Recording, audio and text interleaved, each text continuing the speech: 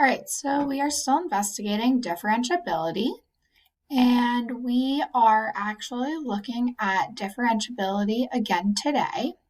So what we want to do is investigate differentiability at the level in which we can talk about functions. So we are picking up with day 2.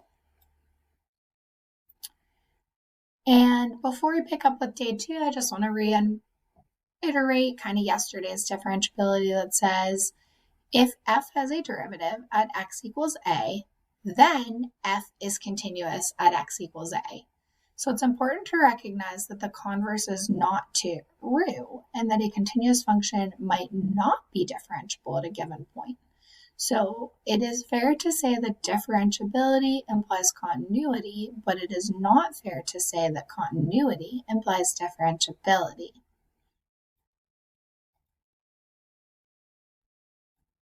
So that leads us to the intermediate value theorem for derivatives. The intermediate value theorem for derivatives says that if a and b are any 2 points in an interval on which f is differentiable, then f prime takes on every value between f prime a and f prime b.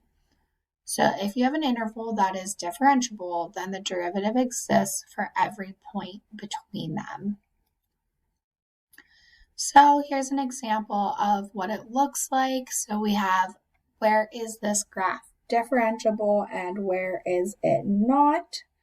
So the graph is differentiable whenever we have continuity that is smooth and continuous.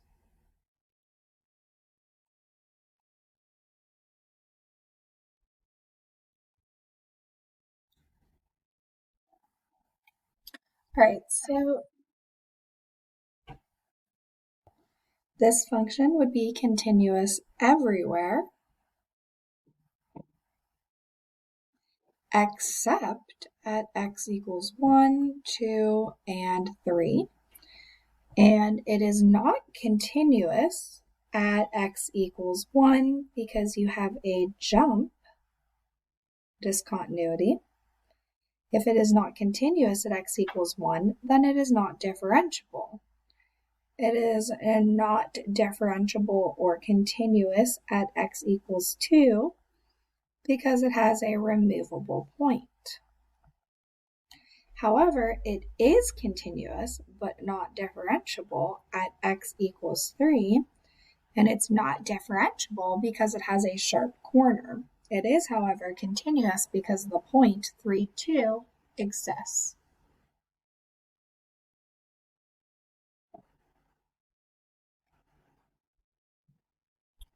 The graph of the function f below consists of 3 line segments. So this graph has 2 points where the derivative does not exist. That is at 0 and 6. The derivative of 4 does, however, exist, and it would be the slope between the points around it. So f prime of 4 would equal f of 6 minus f of 0 all over 6 minus 0, which becomes 13 minus 1 over 6, or 12 divided by 6, which is 2. Because again, the derivative just represents the slope, and in this case, since it's a line, our slope is constant and is 2.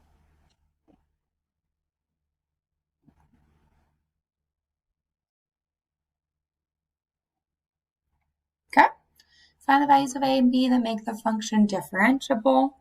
Well, in order to be differentiable, it needs to be continuous and it needs to be differentiable.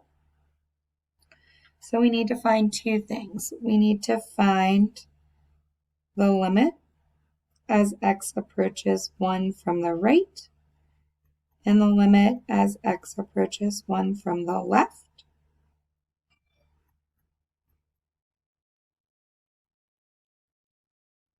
So in this case, that's a plus 1 and b minus 3. And then we also need to find the limit as x approaches 1 from the right using the alternative form of the definition of the derivative. So that would be ax squared plus 1 minus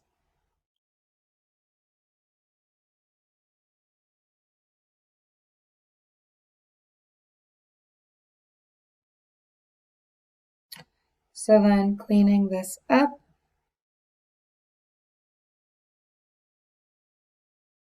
you have ax squared minus ax. I guess I didn't plug in my 1, so we'll keep it ax.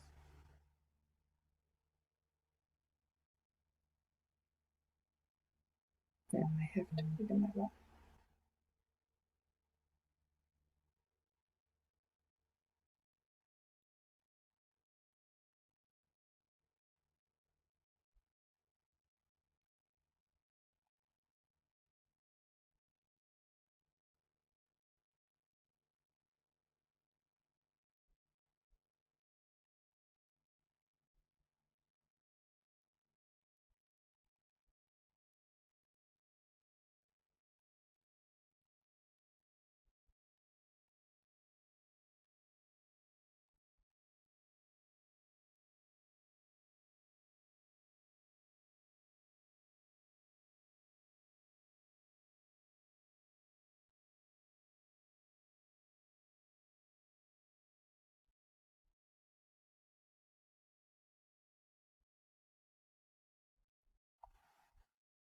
So we get 2a.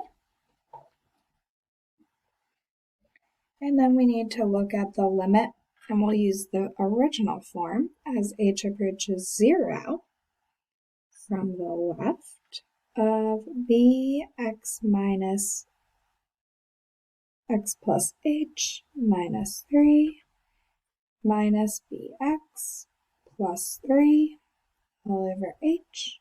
So we get the limit as h approaches 0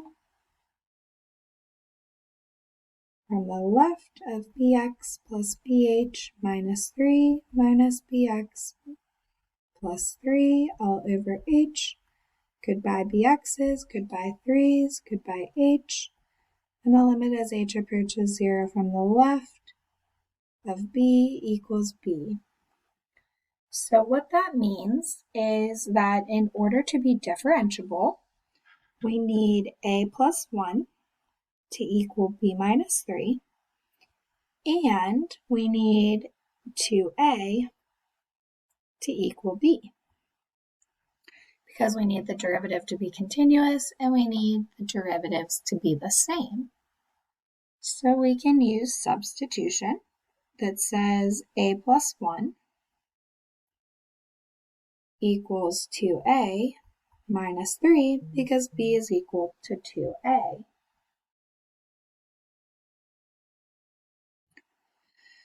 And then we can do some mathematics. So we subtract over a and we get a, we add 3 and we get 4. So we get 4 equals a. So if a equals 4, then b equals 2 times 4, or 8.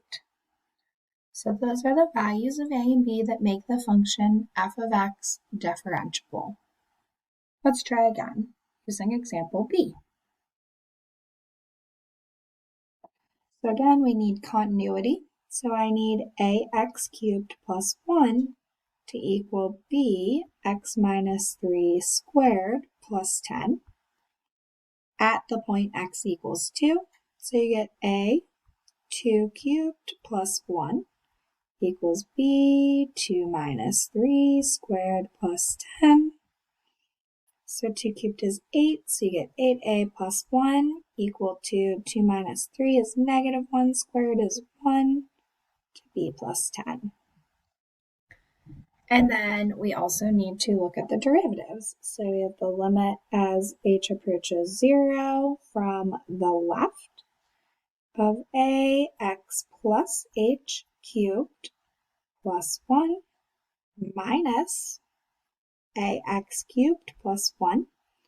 Now, since we know the x value we're concerned with is 2, you can actually do this limit where you plug in 2 for x.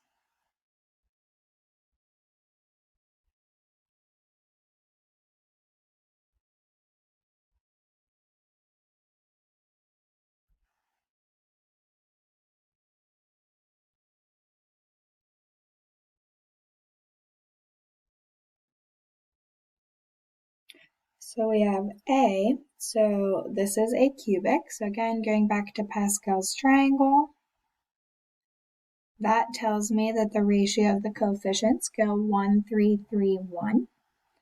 So your A is going to distribute to all of them.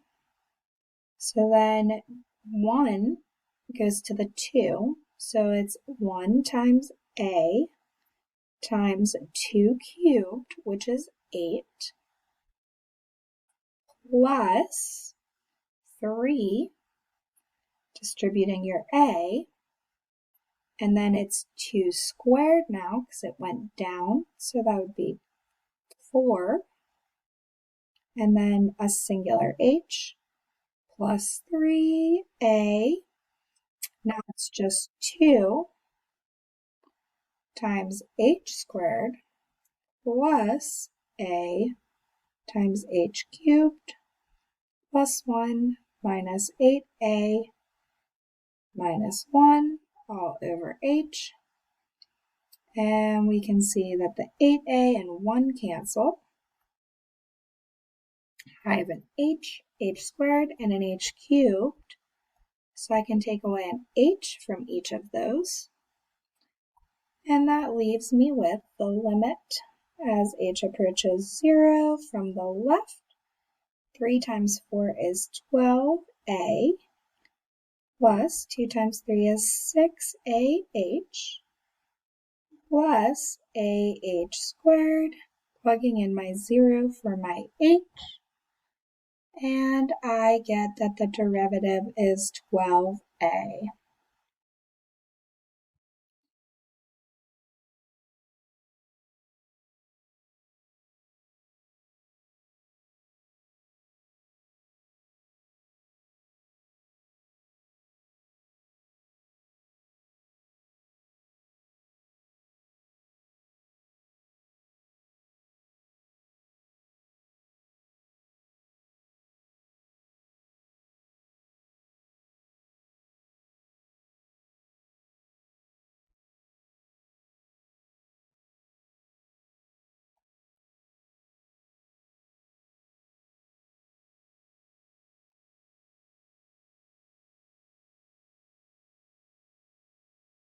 Okay, let's look at the bottom. So you have the limit as H approaches 0. And again, instead of X, we're going to use 2. So you have B 2 plus H minus 3 squared plus 10 minus B 2 minus 3 squared plus 10 all over H. Limit as H approaches 0. 2 minus 3 becomes a negative 1. So that's really like H minus 1 squared. So we have B, you have H squared, minus H, so minus 2H. Negative 1 times negative 1 is positive 1, plus 10, minus 2 minus 3 is negative 1 squared is positive, so you get minus B, minus 10, all over H. So then we get the limit as H approaches 0 of BH squared minus 2BH plus B plus 10 minus B minus 10. So they all cancel all over H. Take an H away from each of those, and we get the limit as H approaches 0 of BH minus 2B. So we get negative 2B when we plug in our 0. So what that means is that 12A has to equal negative 2B, and 8A plus 1 equals B plus 10. So we divide both sides by negative 2, and we get negative 6A equals B. So we'll substitute that in. So you get 8A plus 1 equals negative 6A plus 10. So add your 6 over, and you get 14A equals, subtracting 1, 9, where A equals 9/14.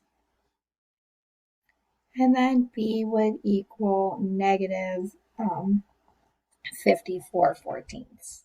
Fractions are okay, doesn't really matter.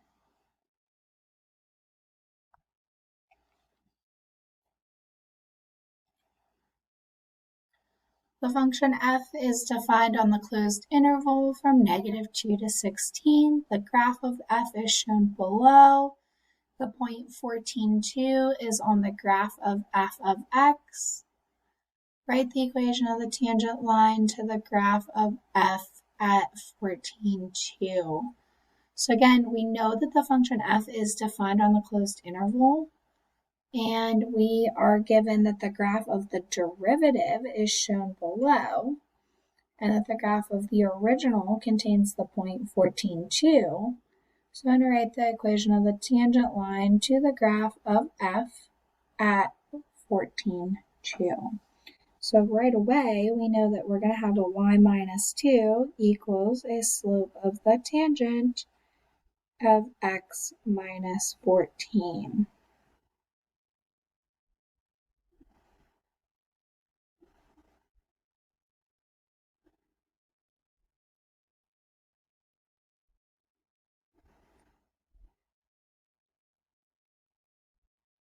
So what do we need? We need the slope of the tangent. So it is y minus x 1. So y minus y1, so 3 minus 1 over 14 minus 8, or 2 over 6, which is 1/3. So our equation of the tangent line is y minus 2 1/3 x minus 14.